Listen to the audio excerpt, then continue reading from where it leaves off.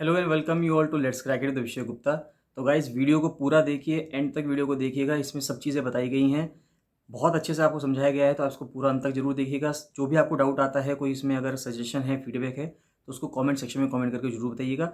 Channel को subscribe जरूर कर दीजिएगा अगर आपने चैनल को सब्सक्राइब नहीं किया है यूट्यूब पे। और टेलीग्राम का लिंक आपको वीडियो के डिस्क्रिप्शन में मिल जाएगा, तो टेलीग्राम को जरूर ज्वाइन करिए। फ्री टेलीग्राम चैनल है, उसको ज्वाइन करना बहुत ज़रूरी है। सारे अपडेट्स वहीं पे आते हैं, सब चीज़ें वहीं पे मिलती हैं, तो उसको ज्वाइन करना बहुत बहुत ज़्यादा ज़रूरी है।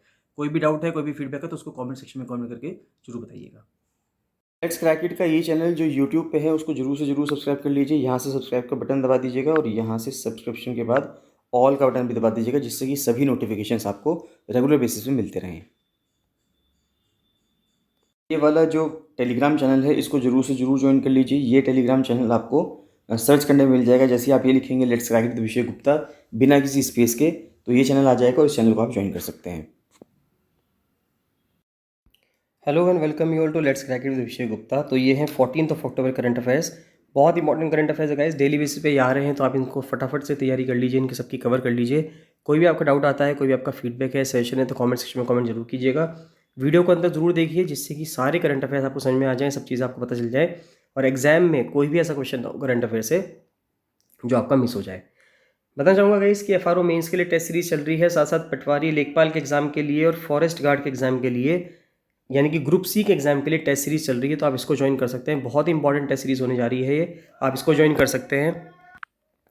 तो आप इस टेस्ट सीरीज को ज्वाइन कर सकते हैं, साथ साथ आर ओ सचिवालय का फुल प्रिपरेशन बैच ज्वाइन कर सकते हैं। देखिए ये बैच बहुत इंपॉर्टेंट बैच चल रहा है। अगर आपने इस बैच को ज्वाइन कर लिया, तो उत्तराखंड की आगामी जितनी परीक्षाएं हैं, चाहे आप यूके पीसीएस का अपर पीसीएस मेंस भी लिख रहे हो, आप उसके लिए भी इससे तैयारी कर सकते हैं। आर ओ सचिवालय के बैच से आर ओ की तैयारी तो हो ही जाएगी, साथ साथ ग्रुप सी के अगर आप किसी एग्जाम की तैयारी कर रहे हैं, चाहे पटवारी लेखपाल हो, चाहे फॉरेस्ट गार्ड हो, उसकी तैयारी भी इससे बहुत अच्छे से हो जाएगी। करंट अफेयर्स की पीडीएफ्स इस ग्रुप में भी रेगुलर बेसिस पे मिल रही हैं, आप इनको अलग से भी ले सकते हैं। और डेली एमसीक्यू प्रैक्टिस ये आर ओ सचिवालय वाले स्टूडेंट्स भी कर रहे हैं, और आप इस बैच को अलग से भी ज्वाइन कर सकते हैं। इन सभी कोर्सेज को ज्वाइन करने के लिए आप 7665804421 पर कॉल या मैसेज कर सकते हैं। तो चलिए स्टार्ट करते हैं। सबसे पहले GS1 से न्यूज़ आ रही है, और न्यूज़ है कर्नाटका से। फेस्टिवल से रिलेटेड न्यूज़ है दशहरा के, कि Dussehra back in full and glory in the city of palaces, यानी कि मैसूर की बात की जा रही है कि मैसूर को सिटी ऑफ पैलेसेस, यानी कि जो महलों का शहर भी उसको कहा जाता है, तो वहाँ पे जो दशहरा फेस्टिवल है वो वापस से आ रहा है। बीच में 2 साल कोरोना की वजह से नहीं हुआ, इसलिए इसको ऐसा कहा जा रहा है।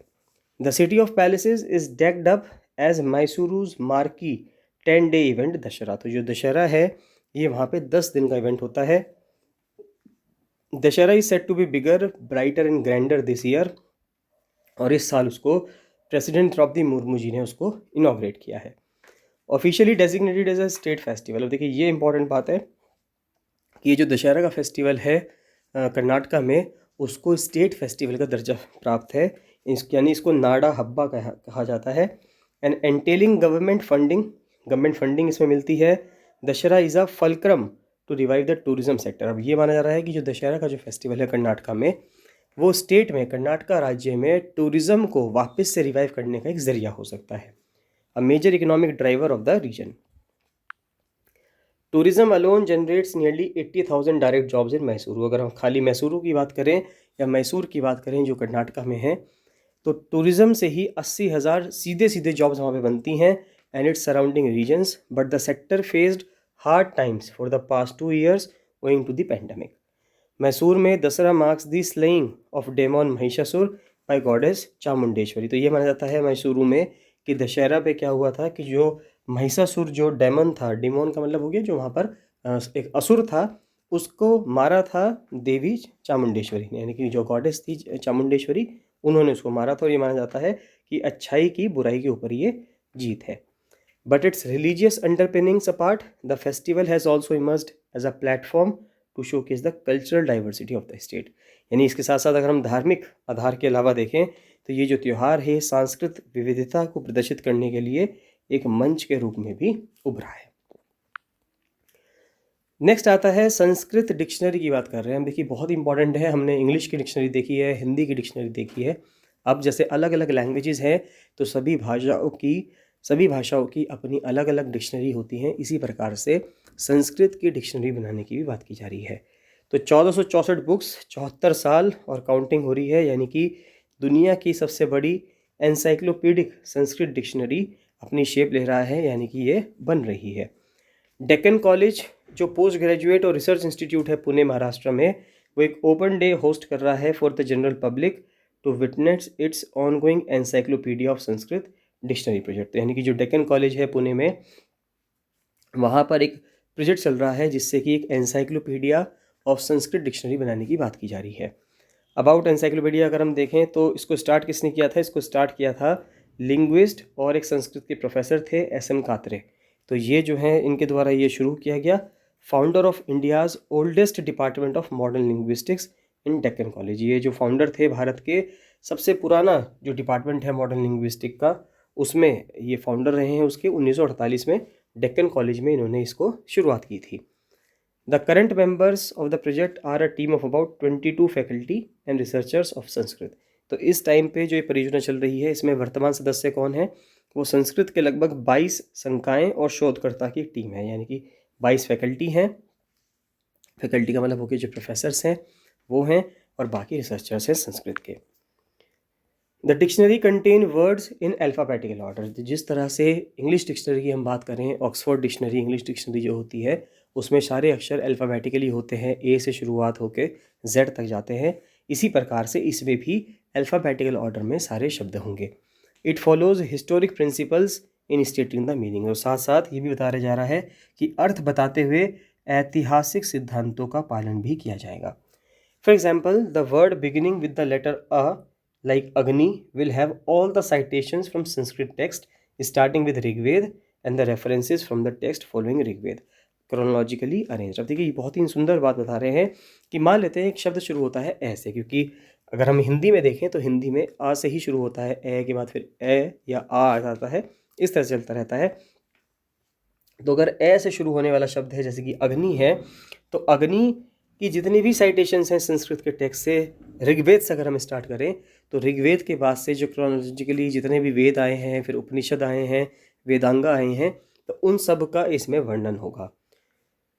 This helps a reader to understand the historical development of the meaning of the word. और इससे रीडर को, यानी कि जो उस डिक्शनरी को पढ़ेगा, उसको ये भी समझ में आएगा कि किसी वर्ड का डेवलपमेंट, हिस्टोरिकल ऐतिहासिक उसका विकास उस शब्द का कैसे हुआ। यानी अग्नि, आग, ये जो वर्ड बने ये कैसे बने, इसको भी समझने की कोशिश करनी होगी। ये भी समझ सकते हैं अगर हम संस्कृत की डिक्शनरी को तरीके से पढ़ेंगे। वॉल्यूम्स की अगर बात करें तो 35 volumes have been published as part of the project. तो 35 वॉल्यूम आएंगे, इसके 35 किताबें आएंगी। These volumes consist of references from 62 knowledge disciplines restored in the Sanskrit language. तो 62 अलग अलग ज्ञान विषयों से जो संदर्भ है वहाँ से उसमें शामिल किए जाएंगे। And trace the language linguistic development right from Rigveda to Hasyarnava 1850 AD। यानी कि ऋग्वेद जो आप मान सकते हैं करीब करीब 2500 BC के आसपास लिखा गया, और 1500 BC के आसपास हम मान सकते हैं, 2500 BC या 1500 BC मान लें, ये ऋग्वेदिक काल वहाँ से शुरू हुआ। तो 1500 BC से अगर हम माने तब से स्टार्ट हुआ, तो तब से लेके 1850 AD तक, यानी करीब करीब 3000 सालों में संस्कृत में क्या डेवलपमेंट्स हुए, उन सभी चीज़ों के बारे में लिखा जाएगा। सॉफ्टवेयर कौन सा यूज़ कर रहे हैं? तो पहला वॉल्यूम को 3 साल लगे थे पब्लिश होने में, 1976 में पहला वॉल्यूम पब्लिश हुआ था। But technological intervention and an exclusive software with a font named Koshashri या Koshshri have quickened the process. अब क्या हुआ है कि 1976 में सबसे पहला जो वॉल्यूम था वो पब्लिश हुआ था। उसके बाद धीरे धीरे जब टेक्नोलॉजी आ गई, तो टेक्नोलॉजी की मदद से, सॉफ्टवेयर की मदद से एक फ़ॉन्ट है कोशश्री। जिस तरह से हिंदी का फ़ॉन्ट है कंप्यूटर के अंदर कृतिदेव, जिस तरह से कृतिदेव हिंदी के लिए टाइपिंग के लिए यूज़ होता है, इस प्रकार से संस्कृत की टाइपिंग के लिए कोशश्री इस्तेमाल होता है। सिग्निफिकेंस देखें तो encyclopedia dictionary of Sanskrit will be the world's biggest dictionary. ये दुनिया की सबसे बड़ी डिक्शनरी होगी, ये आपको ध्यान रखना है। कंपैरिजन के लिए हम कह सकते हैं कि ऑक्सफोर्ड की जो इंग्लिश डिक्शनरी है उसके 20 वॉल्यूम हैं, और उसमें करीब करीब 2.91 लाख वर्ड की एंट्रीज़ हैं, और सबसे ज़्यादा वो डिक्शनरी इस्तेमाल होती है दुनिया भर में, क्योंकि इंग्लिश की डिक्शनरी है। और दूसरे हाथ पे अगर हम संस्कृत की डिक्शनरी देखेंगे तो ये एक बार अगर रेडी हो जाएगी तो ये 3 गुना बड़ी होगी। इसमें 35 वॉल्यूम होंगे, और अभी तक इसमें 1.25 लाख वर्ड्स आ चुके हैं, और कई सारे वर्ड्स इसमें आने अभी बाकी हैं। नेक्स्ट आता है शिफ्टिंग मॉनसून पैटर्न्स। अब देखिए मानसून के ऊपर काफ़ी लिखा जा रहा है आज के अखबारों में। अखबार काफ़ी अच्छे से, न्यूज़पेपर काफ़ी अच्छे से मानसून को कवर कर रहा है। GS1 से जो जोग्राफिकल फिनोमिना है, जियोफिज़िकल फिनोमिना है, इंडियन मानसून के लिए बहुत ज़्यादा इंपॉर्टेंट है। साथ ही साथ जिनका ज्योग्राफी ऑप्शनल है उनके लिए भी न्यूज़ बहुत ज़्यादा इंपॉर्टेंट है। तो अब मानसून को समझने की कोशिश करते हैं कि मानसून का जो पैटर्न है वो कैसे चेंज हो रहा है। हालांकि मानसून माना जाता है कि सितंबर तक आते आते ख़त्म हो जाएगा, तो इसका मतलब ये नहीं है कि अगर 30 सितंबर को मानसून ख़त्म हो रहा है तो 1 अक्टूबर को बारिश होगी ही नहीं। ऐसा नहीं होता। सरकारी के हिसाब से या IMD के हिसाब से अगर हम कहें तो इंडियन मेट्रोलॉजिकल डिपार्टमेंट जो है उनके हिसाब से हो सकता है कि बारिश ना हो या मानसून चला गया है, लेकिन ऐसा नहीं होगा। चलो समझने की कोशिश करते हैं कि मानसून विड्रॉल का क्या मतलब है। जब मानसून वापस जाता है तो इसका क्या मतलब होता है। तो मानसून अपने आप में एक सी ब्रीज़ है। अब देखिए सी ब्रीज़ का मतलब क्या होता है। हवाओं हवाओं की जो हवाओं को जो कहा जाता है, यानी हवाओं का जो नाम रखा जाता है वो उस प्रकार से रखा जाता है जिस जगह से वो आ रही है। अगर कोई हवा समुद्र से ज़मीन की तरफ आ रही है तो उसको सी ब्रीज कहा जाएगा, क्योंकि वो सी की तरफ से आ रही है, समुद्र की तरफ से आ रही है और धरती की तरफ आ रही है। अगर कोई हवा ज़मीन से समुद्र की तरफ जाएगी तो उसको लैंड ब्रीज कहा जाएगा, क्योंकि वो लैंड से आ रही है, ज़मीन से आ रही है और समुद्र की तरफ जा रही है।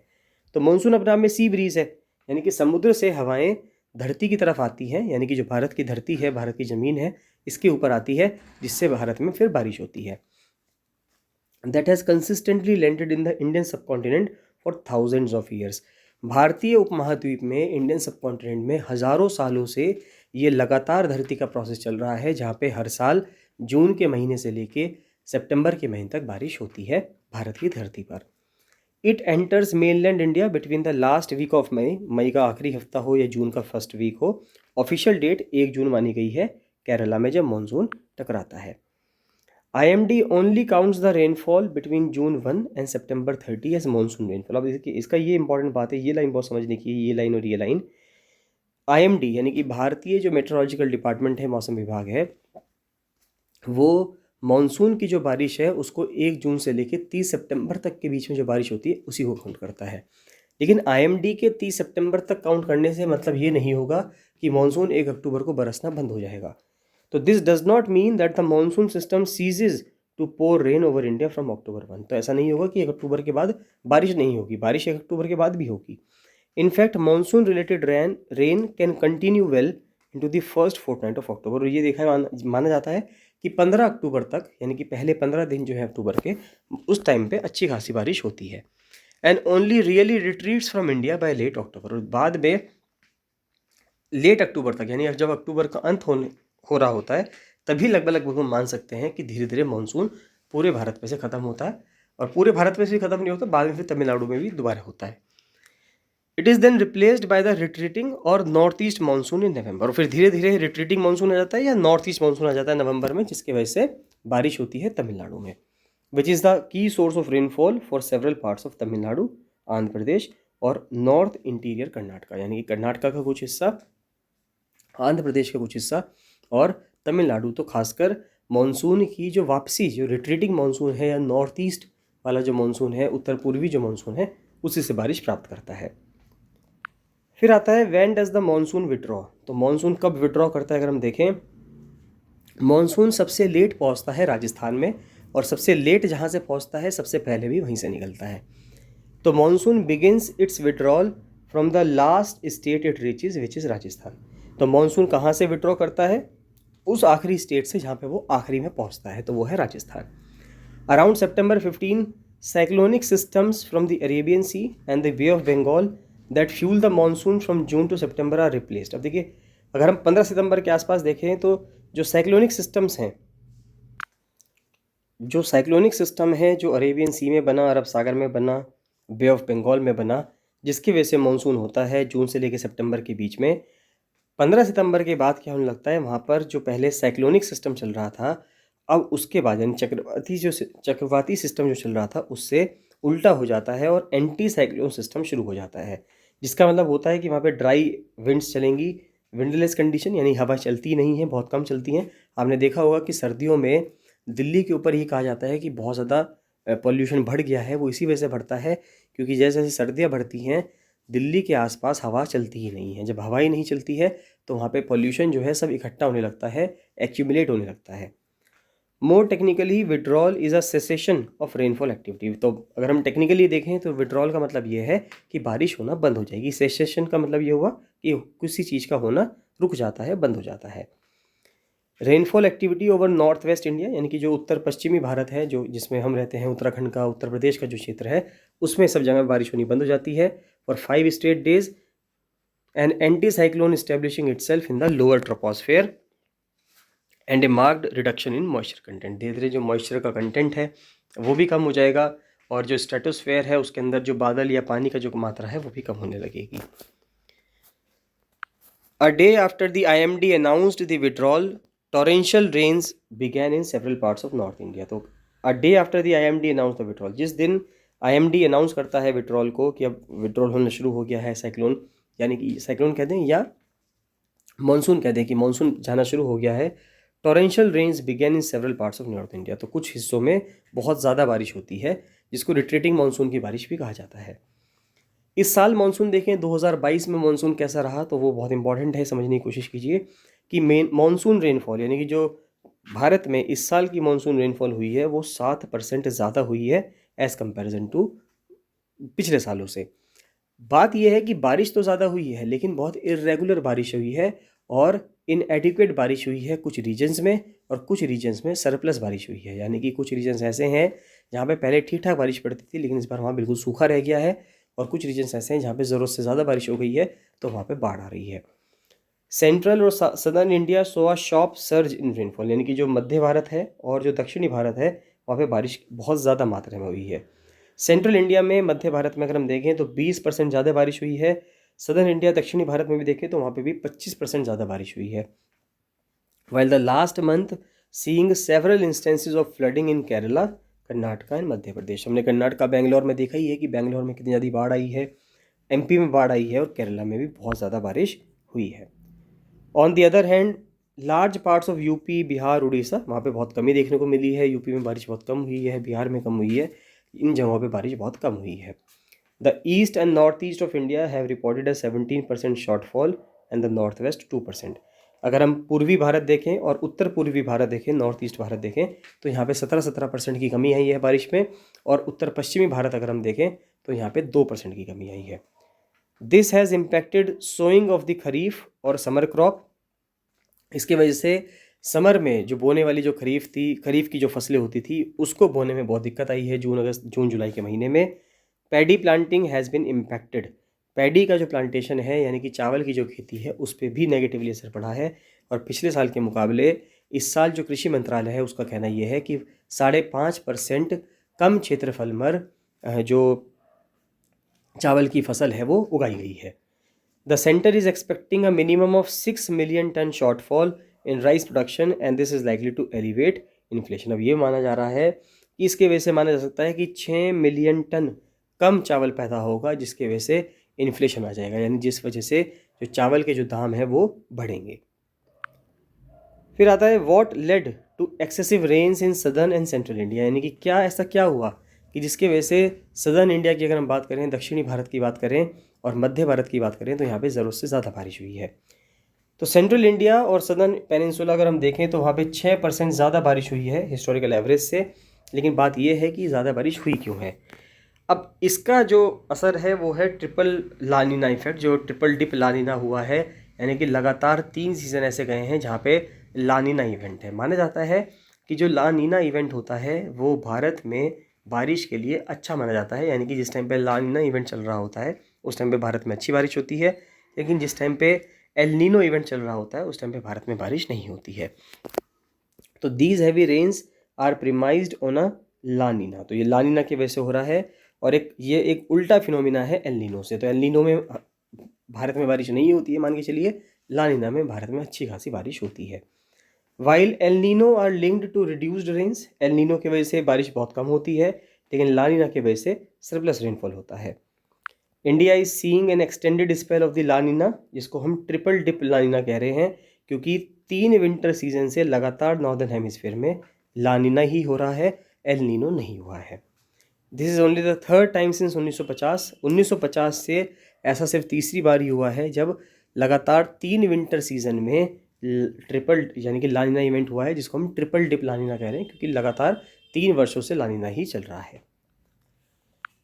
नेक्स्ट आती है, अब ये ज्योग्राफी की न्यूज़ थी, और नेक्स्ट आती है पॉलिटी एंड गवर्नेंस की न्यूज़। तो लैंग्वेज के ऊपर न्यूज़ आ रही है कि बिहार ने 2 अकेडमीज़ बनाने की बात की है, जिससे कि सुरजापुरी और बजीका जो वहाँ पे डायलेक्ट है यानी कि जो बोलियाँ हैं उसको बढ़ावा मिल सके। In a move aimed at protecting indigenous language, यानी कि जो देशी भाषा है उसको उसकी रक्षा के लिए, वहाँ का जो कल्चर है, संस्कृति है, उसकी रक्षा के लिए बिहार सरकार ने सोचा है कि 2 अकेडमीज़ बनाई जाएंगी, जिसके वजह से सुरजापुरी और बज्जिका जो पॉलिटिकली इन्फ्लुएंशियल एरियाज़ हैं, जैसे कि सुरजापुरी बोली जाती है सीमांचल में और ये बोली जाती है बज्जिकांचल रीजन्स में बिहार स्टेट के। तो मतलब पॉलिटिकली भी ये बहुत ज़्यादा इंपॉर्टेंट है और बाकी लैंग्वेज को प्रिजर्व करने का भी एक बहुत ही अच्छा तरीका है। सभी लोगों ने इसकी सराहना भी की है। सुरजापुरी जो है ये हिंदी, मैथिली और बांग्ला भाषा का एक मिक्सचर है, spoken in the Seemanchal region. Seemanchal एक क्षेत्र है बिहार का, वहाँ पर इसको बोली जाती है ये, जिसके अंदर पूर्णिया जिला, कटिहार, किशनगंज और अररिया जिला जो है वो आता है। बज्जिका भी लगभग मैथिली जैसी ही है, और ये जो उत्तर पश्चिमी जो बिहार का एरिया है, मुजफ्फरपुर का, वैशाली का, वेस्ट चंपारण, शिवहर, इन जगहों के जो लोग हैं वो इस लैंग्वेज को बोलते हैं।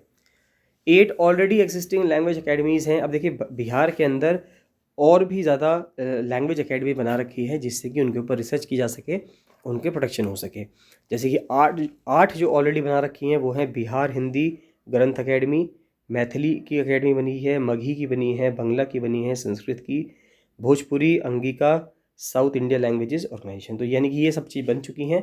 अब इसकी भी, सुरजापुरी की भी और बज्जिका की भी बनाई जाएगी।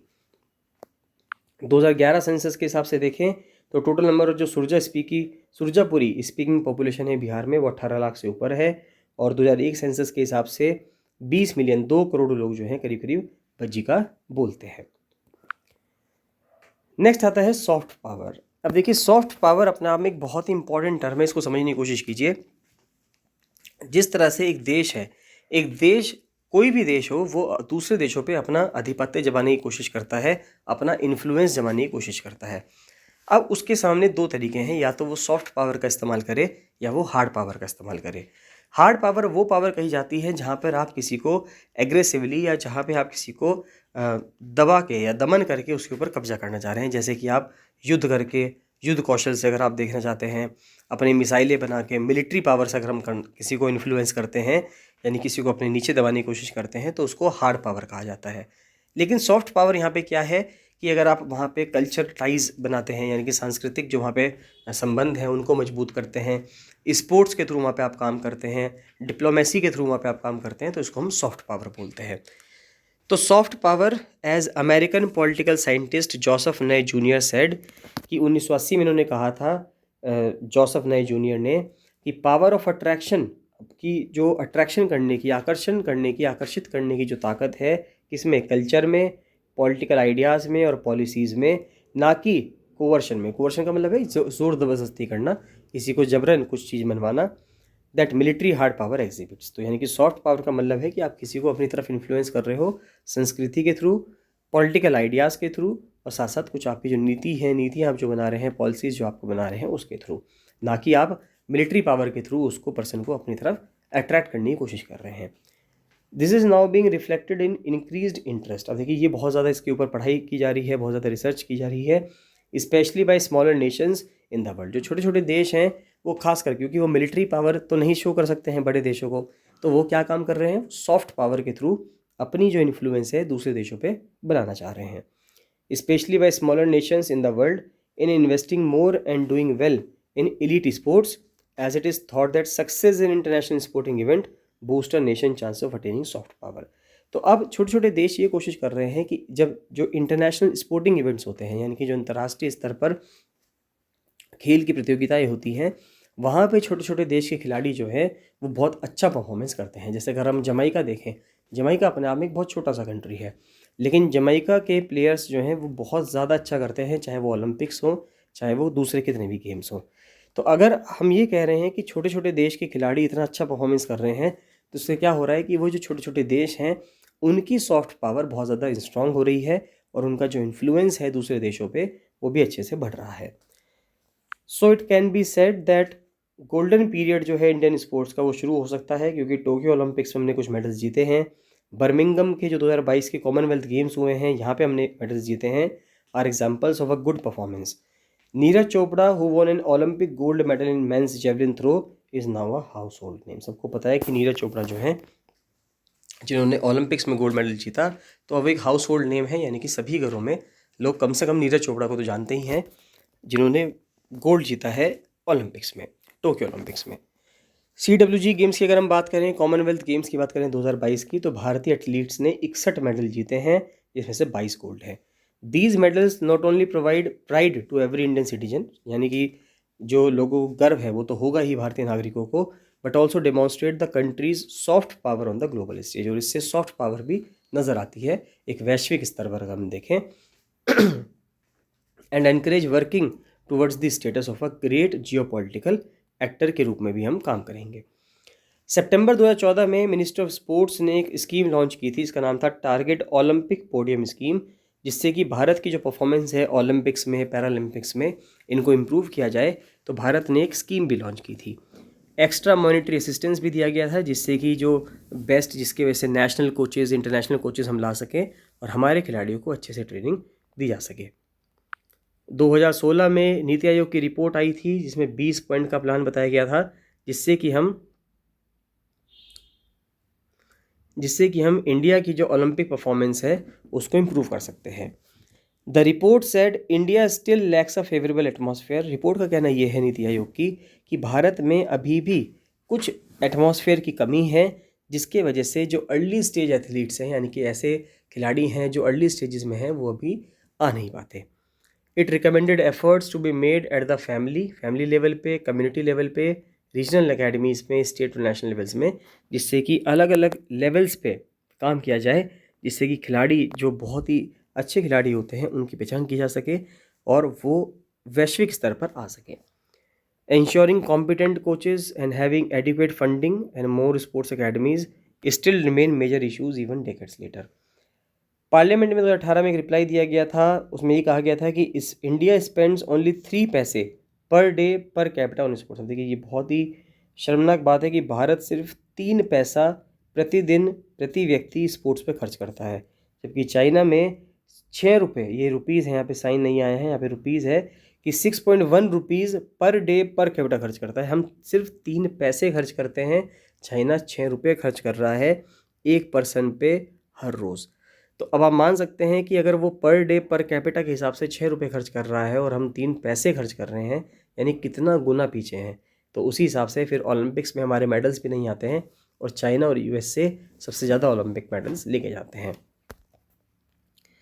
International Olympic committee claimed that the Tokyo Olympic games was watched bye over 3.05 billion people, यानी 300 करोड़ से ज़्यादा लोगों के द्वारा देखा गया था। 74% इंक्रीज़ हुआ है डिजिटल व्यूअर्स में फ्रॉम रियो 2016। इससे पहले जो 2016 के जो व्यूअर्स थे ओलंपिक गेम्स के ऑनलाइन, अगर हम बात करें डिजिटल व्यूअर्स की बात करें, तो उससे करीब करीब 74% इंक्रीज़ हुआ है 2020 के जो ओलंपिक्स 2021 में हुए टोक्यो में। This proves that there is a great opportunity for India to use such events as a platform to enhance its soft power.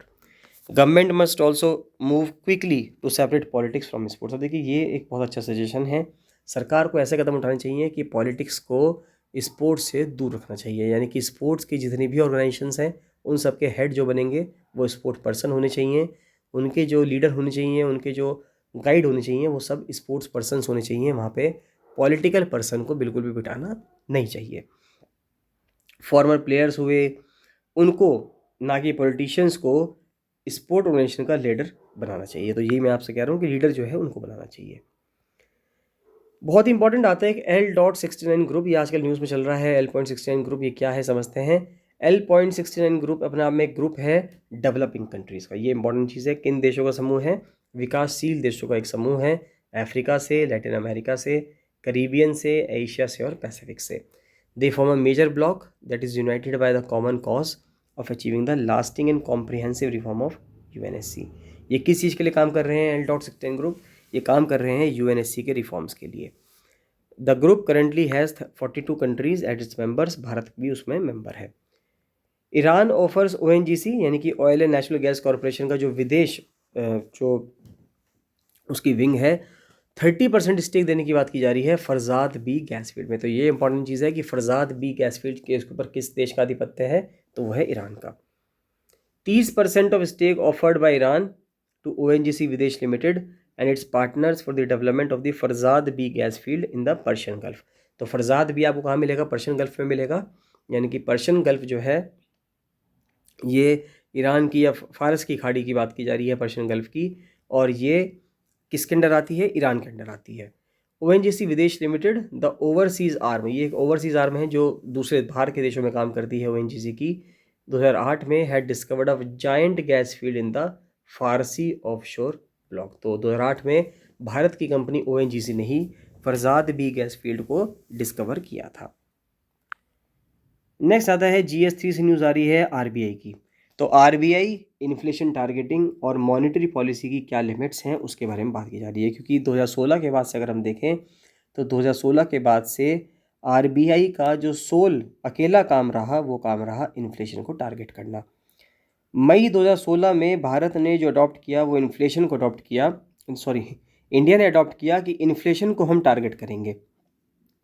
कि इन्फ्लेशन पे अगर हम ध्यान दें, पहले हम और पैरामीटर्स पे ध्यान दे रहे थे, अब भारत ने 2016 में ये फैसला लिया, भारत की मॉनेटरी पॉलिसी कमेटी यानी कि जो मौद्रिक नीति है उसने ये फैसला लिया कि अगर हम सिर्फ इन्फ्लेशन पे ध्यान दें तो बाकी सब काम ऑटोमेटिकली, देश की अर्थव्यवस्था ऑटोमेटिकली सही चलने लगेगी।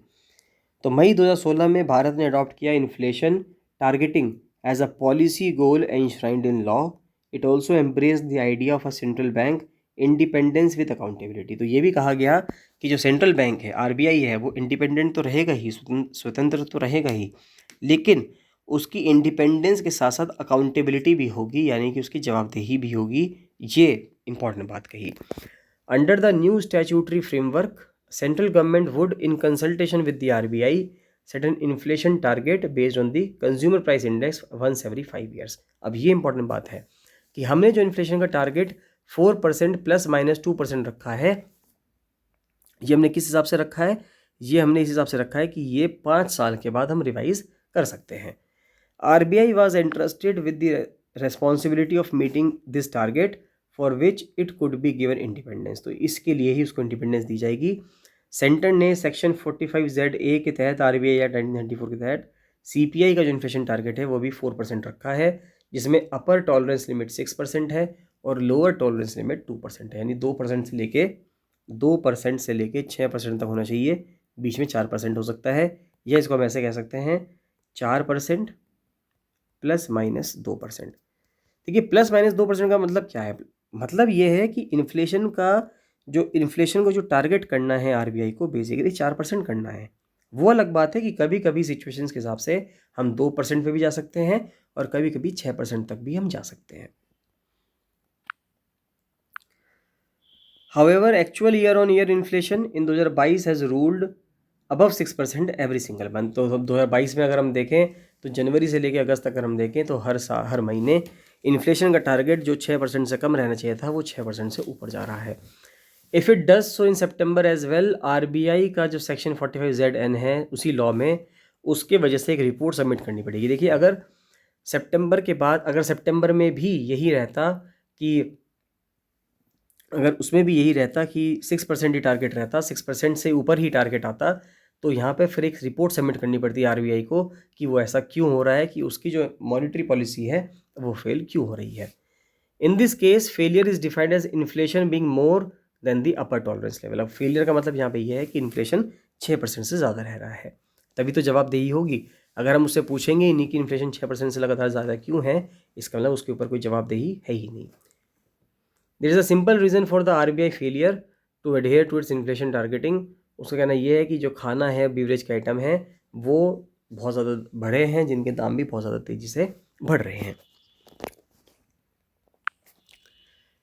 नेक्स्ट आता है RBI इन्फ्लेशन, ये हम पढ़ चुके हैं, और उसके बाद फिर आता है बस लास्ट में एक फैक्ट आता है प्रीलिम्स के लिए।